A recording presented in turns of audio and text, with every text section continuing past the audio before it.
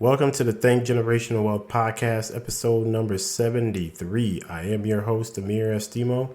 In today's episode, I'll be sharing a recording from The Power of Purpose by Les Brown. Les Brown, I have considered for him to be a virtual mentor of mine. I consume a lot of his content on a daily basis.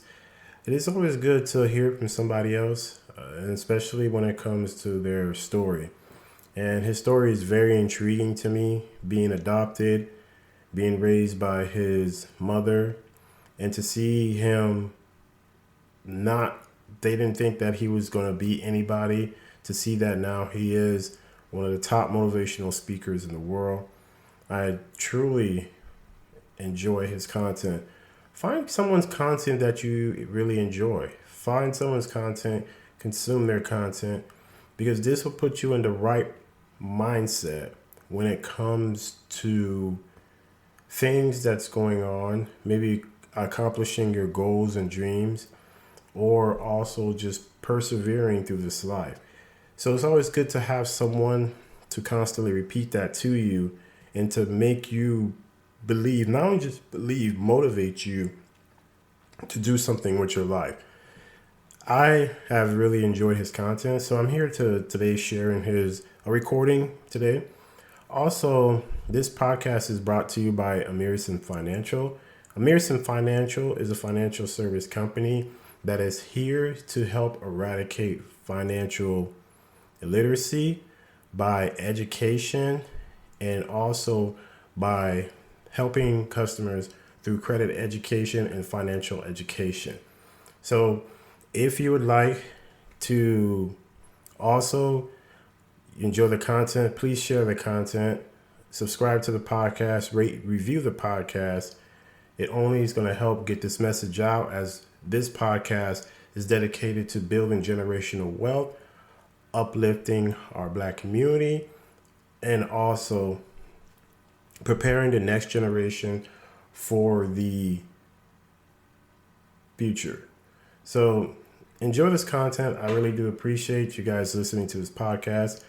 You could be doing anything in the world, but the fact that you're listening to this podcast is much appreciated. All right, now it's time to share the recording from Les Brown. Experience the pain. Experience the rejection. Experience the hard times. That's how you grow. That's how you develop yourself. That's how you begin to appreciate what you get. When you're working on a dream, at some point in time, a transition takes place. And the transition is what you are becoming in pursuit of the dream. Because even if you don't get the dream, you become such a strong and powerful person. It will so change your life, you can look at something else and say, well, I think I'll go do this then. Because you've now developed yourself in such confidence and such competence in how to deal in the arena of life that you can move into another area and not miss a beat. Once you begin to discover who you are, then you really realize how you have been given authority and dominion over everything on the face of the earth, including all the dimensions of your life. But you can only do that through the struggle of life. And most people avoid the struggle. Most people go through life avoiding pain. And when you go through life like that, something in you dies. Something in you that you never activate is lying dormant in there, that you never get a chance to call on because you have not challenged yourself. Somebody said the land of familiarity belongs to the dead. That most people like to feel like they're a king in the area of their comfort zone. They only want to do those things that they know how to do well. Osborne said, unless you attempt to do something beyond that which you've already mastered, you will never grow. So if you want to begin to grow, you've got to put something out here that you can't reach easily, that has got to make you stretch, got to make you jump for it, got to make you get back a little bit and dig in so that you can take a leap for it. And maybe you jump up there and you miss it and you skin your knees and you come back again and you bust your lip next time. But you keep on, and through that process, you learn how to leap higher. You start challenging yourself to dig deeper, and then you discover some things about you that you don't know right now. Some talents that you have in you that you didn't know that you can do. I started out just talking to kids, and now I'm speaking at corporations. Now I'm traveling. I didn't know I can do this, but had I not given myself a chance, and I'm saying to you, give yourself a chance. Here's something else. If you want to begin to make your stuff happen for you, I think that it's very important that you start trusting yourself. Listen to yourself. Listen to that still small voice within you. Don't try and make everything logical.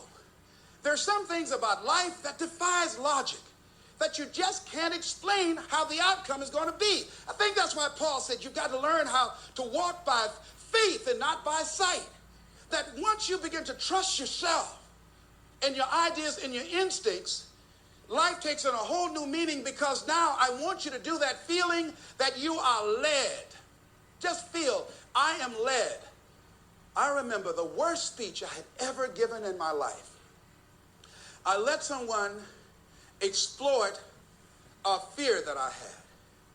For years, I had a tremendous inferiority complex because I'm not college educated. And this person knew this. And she said, let me write this speech for you. You're going to speak at Ohio State University. Those people are very educated there, and they're going to know when you make grammatical errors, and they're going to know because of the substance of your speech that you are not literate. I care about you, and I don't want you to embarrass yourself. So this person proceeded to write a speech for me. I had a speech in my mind, but this person was stronger than I was negatively than I was positive about my own thoughts. And I gave my power away. With my permission, I allowed this person to guide me to do something that I really didn't want to do. But I didn't feel enough inner strength and conviction about my skills as a speaker and the message that I had to bring to stick by my guns. And I got up there at the Ohio Union, and I read this straight speech and did not move and did not take my eyes off the page because I'm not accustomed to reading. And after I finished, some people gave me a standing ovation because I read it extremely well, and I was very tense and I was very nervous. But Boo was with me, and we've been together since second grade. And I didn't want to go on the side of the room where he was. I saw the look in his eyes. And another friend of mine by the name of Mike Williams, and I knew what they were going to say. And they had the look on their face like, what happened to you? And so I didn't go over there. I went over here where I could get some compliments. And these people were saying, you were very good. Oh, thank you very much. I wanted to be fortified before I got this whipping. So finally, we were going to the car, and we got in the car, and Boo was trying to be as tactful as he could. And then he just said, that was the worst speech you have ever given. I said, oh, Boo, I know. Why did you read the speech? What happened to your spontaneity? You've always been an extemporaneous speaker. Les, why did you do that when she told me that they wouldn't accept what I said? Les, let them take you as you are. I gave my power away.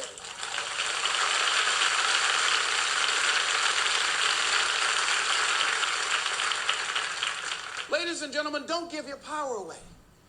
You don't need anybody to approve your dream. It was given to you. If they can't see it, it's because it wasn't given to them. It was given to you. Hold it, nourish it, cultivate it, work on it. It's yours. It's your baby. Work on it until it comes into fruition. I gave away my power, and I said, I'm not going to do that no more.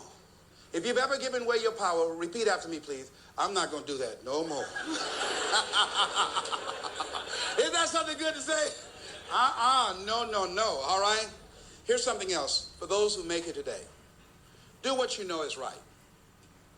Treat people like you want to be treated. Don't try and take any shortcuts. Don't try and cheat. Pay your dues up front. I believe, ladies and gentlemen, what goes around comes around. You can pay now, or you will pay double later. So do the right thing. There might be a tendency sometimes, because of the negative part of our consciousness and our own programming, for us to want to say, well, I just do it this time. It won't matter. Won't nobody know? Ladies and gentlemen, everything matters. and you know you're somebody, you know, I'd rather lose out on my dream doing the right thing than to cheat trying to make a shortcut to get to my goal. I want to be able to look myself in the mirror, and that's what you want to do. There's no saying, judge a man not by what he does, but by that he doesn't have to do. And to judge the true quality of a man is what he'll do when nobody's looking. See, there's some good out there for you in the universe that has your name on it, and nobody can get your good. It has your name on it. They can't take your stuff. It's your stuff. So when you know that whatever you're seeking, it's also seeking you, you don't worry. You don't run scared. You don't think somebody's going to take it from you. You listen to your inner voice, and you always take the high road. There will be the tendency, the natural inclination to take the low road. You must resist that. Repeat after me, please. I will always take the high road. And do the right thing. No matter what. Shake somebody's hand on your right and left and say, do the right thing.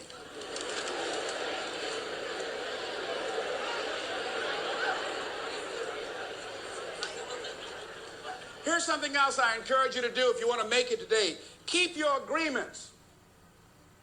Keep your agreements that you make. And establish a network of people who will also do that. Establish a network of people in your life that you can count on, that will be there for you when you need them, and you'll be there for them. And test them sometimes. Find out how many flaky people you've got in your life. Ask them to meet you someplace and say, this is very important for me. Will you be there for me? I need you. And whoever shows up, write their name down. Those that don't show up, draw a line through their name. And when they call you, make sure you're not available for them. Are you busy? No. I just choose not to deal with you in this way. Get all the flaky people out of your life.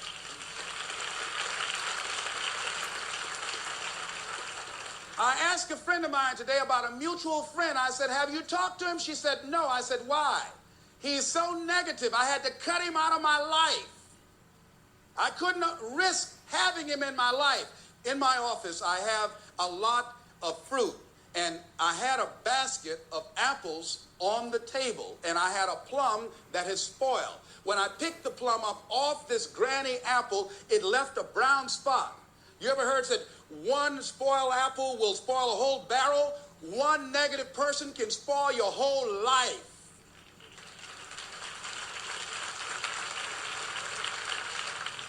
Leave the flakes alone. People that are seriously not serious. And if you're surrounded by flakes, that tells you who you are. Because like attracts like. Hello? I know you don't like that. Bet you won't applaud that one.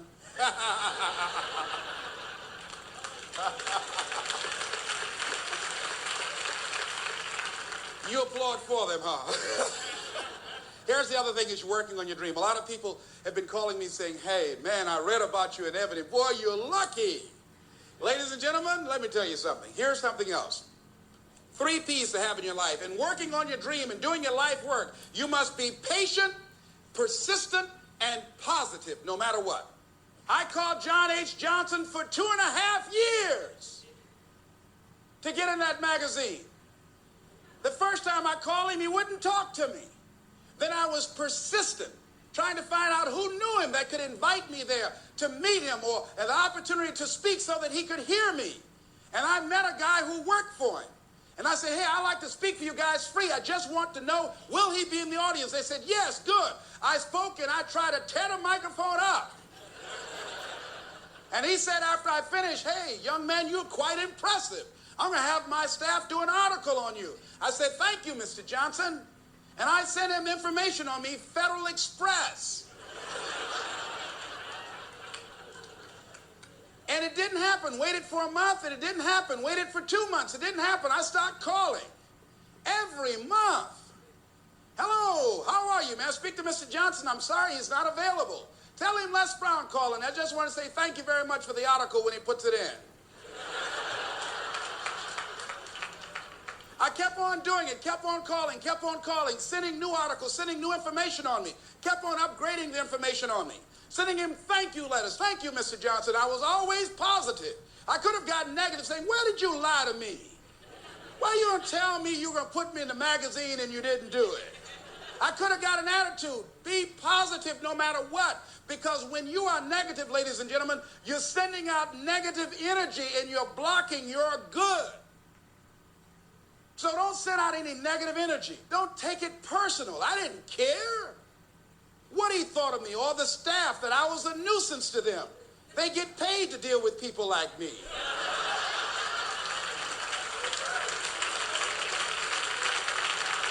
I wanted to be in that magazine. They got a subscription of 1.7 million people. Ask me, do I care what they think about me? Any sensible, reasonable, intelligent person knows if somebody doesn't call you back after 2.5 years, they don't want to talk to you.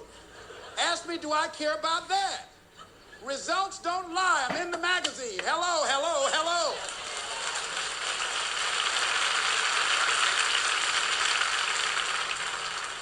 See, a lot of people have an idea or a dream and they give up on it. No, don't do that. Work your dream until it gets hot. See, most things don't happen as soon as we think they should happen.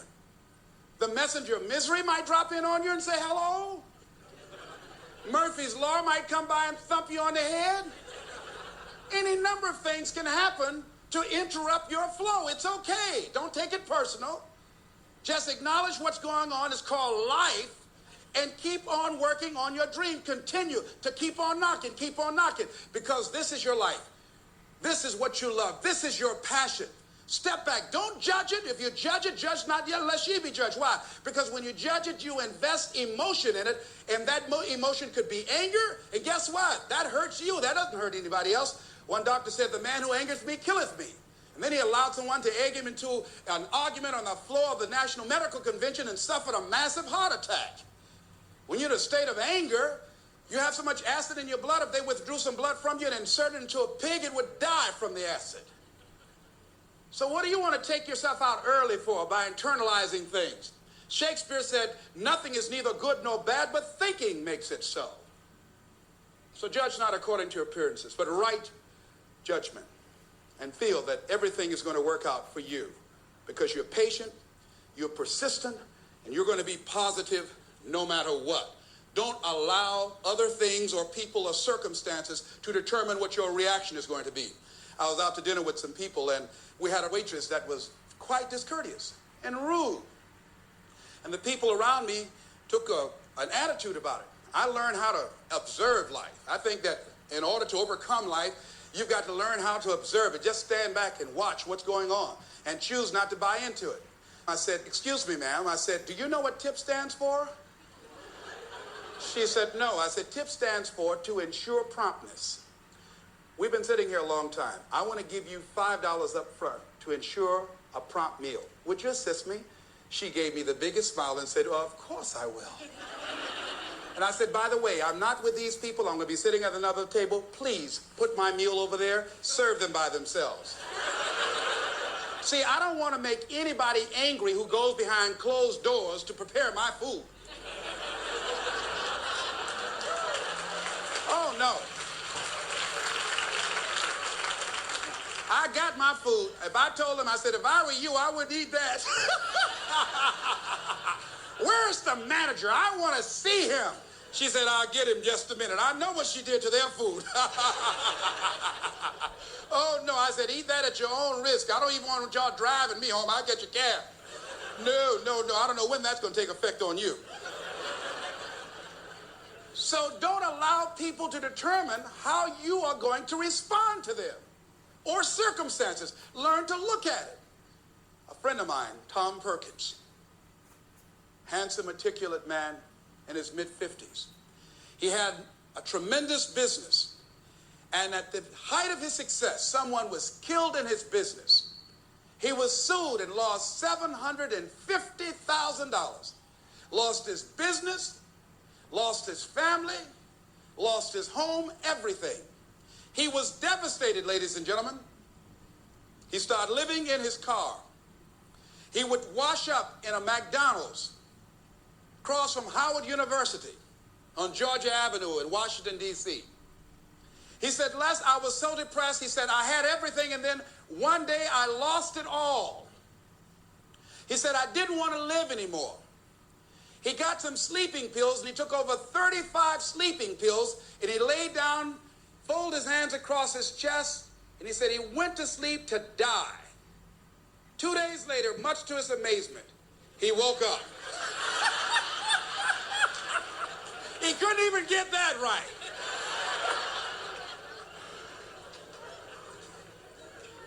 I said, what happened then, Tom? He said an incredible thing happened. He said he was laying there for a moment. He said, and a voice said to him inside his mind, it wasn't your life to take. That was one thing. He said, since that day, when I get any major challenges, I don't take it on myself personally. I feel that I've got somebody with me. He said, I'll never leave you nor forsake you. He said, hey, I said, God, you got to handle this for me. This is too much for me. He said, I don't sweat the challenges of life. Repeat out to me, please. Don't sweat the small stuff. Don't sweat the small stuff. Because it's all small stuff.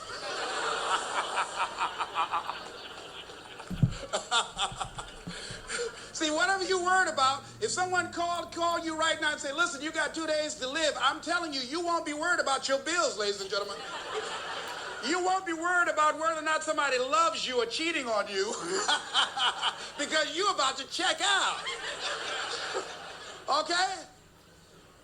So put things in perspective. Here's something else Tommy said that I think is important. He said that the voice also said to him, if you change your ways, I'll give you far more than you ever lost. Look at your life right now. If you want to keep on getting what you're getting, keep on doing what you're doing. You've got to be willing to change your ways. Your life is working. If you don't like what you have produced, you're a director, you are the star, you wrote this script. You produced this, whatever it is. If it's a hit, you produced it. If it's a flop, you produced it. Take ownership of it and decide to go back to the drawing board and rewrite the script that you are the star of.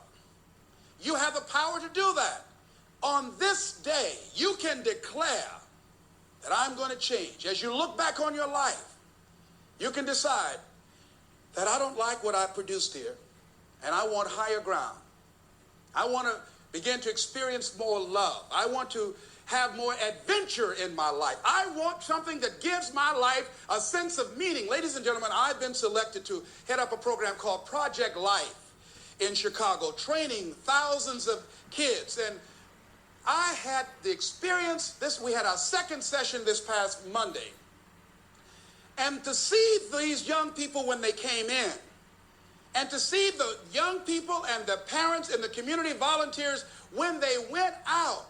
One young man from the Cabrini Green housing projects who didn't want to be there, who came up and said, I want you to know I'm so glad to be here. And he said, I'll never be the same again. He said, thank you, Mr. Brown. He said, I just got to go now, but thank you, sir. I'll never be the same again. To see a letter I got from a young man who was in the Cook County Jail where I work on Monday morning. And this young man will not be out of jail for at least 50 years. At least 50 years. They gave him 100 years. This guy has shot at least 60 people that we know of and killed 10 at least. And this letter he wrote, he said, since listening to your tapes, he said, I have not changed, but I feel a different person in me. Over 70% of these young men are in there for murder. We wanted to have a two-pronged attack where we would train people on the outside and train those that are in the jails, because I believe if you cage them like animals and treat them like animals and they're out on the streets every 22 months, they're going to get out and act like animals and go back in like animals.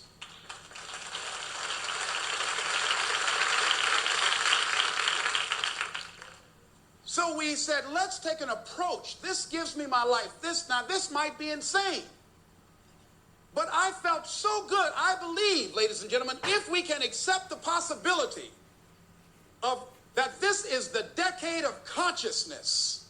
That's what I believe that this is. The decade of consciousness, if you please. A time where we can begin to create in folks' minds the idea, the possibility that we can create a more humane society, the possibility that we can create more love, communication, and understanding in relationships, the possibility that we can create a drug-free America, the possibility that we can create the kind of respect for diversity and difference in our multicultural society, the possibility that we can begin to develop the mindset to bring out the best in people, to encourage them to achieve their greatness and support them in their dreams, that if we can, in this decade of consciousness, to begin to see and envision that happening, and that we all can play a role, that we were born for such a time as this, that we showed up for this, that we survived 1 out of 9 million sperms, and we have been chosen for this great work. What an exciting time to be alive.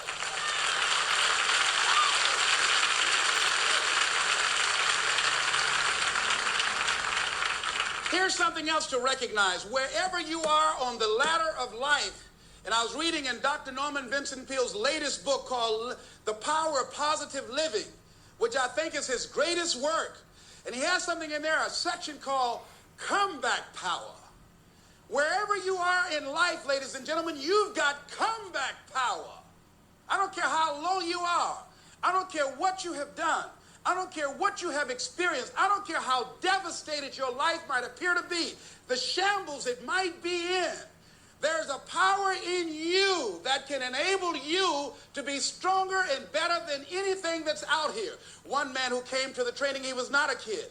And I knew he had a drinking problem. And he was looking at me, and I could smell alcohol on him. I said, excuse me, come here, come here, come here. He said, what is it? I said, let me tell you something. I want you to know you've got something in you that's stronger than that poison you're putting in your body. Do you understand me? And he was looking, he was backing up. He said, no. He said, I don't know, man. I said, it is. I said, that's why you're here. Something drew you here. And that which caused you to come, you said you want some help. And you need to be around some people that can help you get in touch with your power, because you know that your life deserves this. See, I think that the reason that we abuse ourselves with drugs and alcohol is that we're trying to numb something in us that's aching us, that's urging us, that's nagging us to do something bigger and better. It can't be because it tastes so good. It can't because crack feels so good, or cocaine. Is not that simple. That when we are deluding ourselves or polluting our minds, it numbs us where we don't have to face reality. Because we don't know what we've got going for us. See, once you discover who you are, the truth of knowing who you are will set you free from ever wanting alcohol, from ever wanting any kind of drug that's going to destroy who you are. Once you begin to know who you are, it will set you free from believing, I can't see myself doing any better. Once you discover this power, the perfect essence of who you are, that's in all of us, that's permeating our being, that enable us to be the directors of our lives, that you truly can live a healthy, happy, prosperous life, and that you can make it in what are called the worst of times. I think it was Robert Schuller. He said, tough times never last, but tough people do. And you are tough. You're made of some special stuff. There was nobody here before you. You brought something here that was not here before you showed up. Guess what? Nobody's going to do your work for you. Nobody's going to write your book for you. Nobody's going to open your boutique. That has been given to you to do. Nobody can help those people you want to help. They will only respond to your voice. You were sent here to speak a word that will wake them up. As sure as the word was spoken 2,000 years ago, Lazarus, come forth. You will speak that word and ignite and bring to life many who have entombed themselves in fear and mediocrity and a limited vision and low self-esteem. So as you leave, I hope that you challenge yourself to begin to look within, knowing that you have comeback power, knowing that you came and brought something here that was not here before you came. And whatever that dream is, whatever that great work is, don't let anybody take it from you. Fight for it. I like Mark Hughes of Herbalife. When FDA attacked them like they did Cambridge, they died. Cambridge died. That young guy went to Washington, D.C. He fought tooth and nail for his dream. And that's how you should do. Don't you let nobody take your dream from you. Thank you. Oh my. Hopefully you enjoyed that powerful content by Les Brown, sorry. And the name of the audio was Power of Purpose. And the 5 takeaways I got from this audio by Les Brown was: number 1, it is your dream, not theirs. That's why they can't understand it. Number 2, leave flakes alone. So if you have some flaky people in your life, get them out of your life. Number 3, he said 3 P's: patient, persistent, and positive. And we all know anytime you're going after your dream, it's going to take time, which is the patience, but you got to keep at it, which is the persistent, and you got to be positive that it will happen. Number 4, he says, take ownership. You are the star of your life. If you do not like what you produce, you can change the script. Number 5, challenge yourself. So hopefully these are the 5 takeaways I got out of this audio. Hopefully you can find some takeaways out of this audio that you can implement today, not tomorrow, today.